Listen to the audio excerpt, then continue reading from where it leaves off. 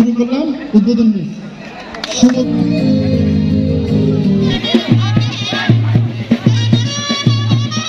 এবং আমরা একজন গুণী মানুষকে কিন্তু আজকে আমরা প্রধান অতিথি হিসেবে রাখতে পেরেছি, তাতে কিন্তু আমরা পুরো কাঠালিয়াবাসী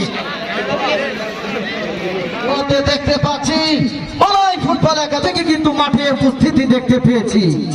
আজকে কিন্তু সত্যি একটি ভাই আমাদের মাঝে উপস্থিত হয়ে আমাদের হলো না কিন্তু ডাবল টিভি কাপ মিনি বার ফুটবল টুর্নামেন্টে থাকবে। আবার দলীয় অধিনায়ক কারোর দেশ হলো না কিন্তু আবার কিছুটা মাইনাস করেছে কাঠালিয়া গ্রামের শিরোপা।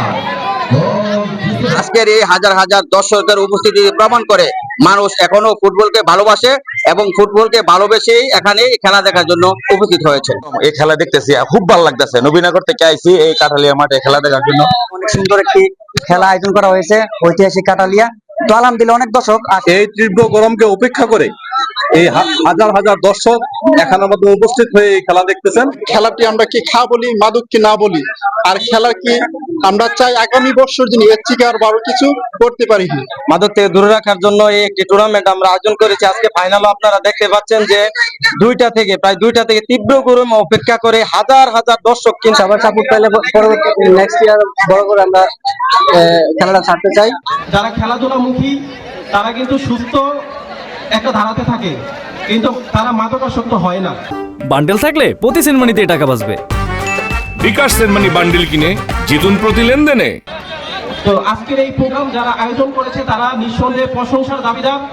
বিশেষ করে এখানে যারা খেলোয়াড়, সংগঠক এবং দর্শক সবাইকে আমি ধন্যবাদ জানাচ্ছি এই সুন্দর একটি মনোমুগ্ধকর খেলা উপভোগ করার জন্য এবং আমাদেরকে উপহার দেওয়ার জন্য।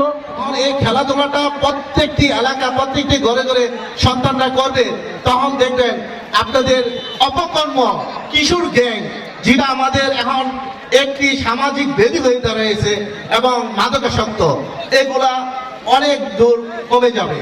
সেই জন্য আমি সবাইকে বলবো এই খেলাধুলার প্রতি এবং গার্ডিয়ানদেরকে বলবো আপনারা আপনাদের সন্তানদেরকে খেলার জন্য বিকালে পরিবেশ তৈরি করে দিবেন, সুযোগ করে দিবেন। যিনি পৃষ্ঠপোষক নজরুল ইসলাম নজরুল সাহেব, উনি খুবই বড় মনের মানুষ এবং ওনার সাথে আমি আলোচনা করে আরেকটা ঘোষণা আপনাদেরকে দিতে চাচ্ছি।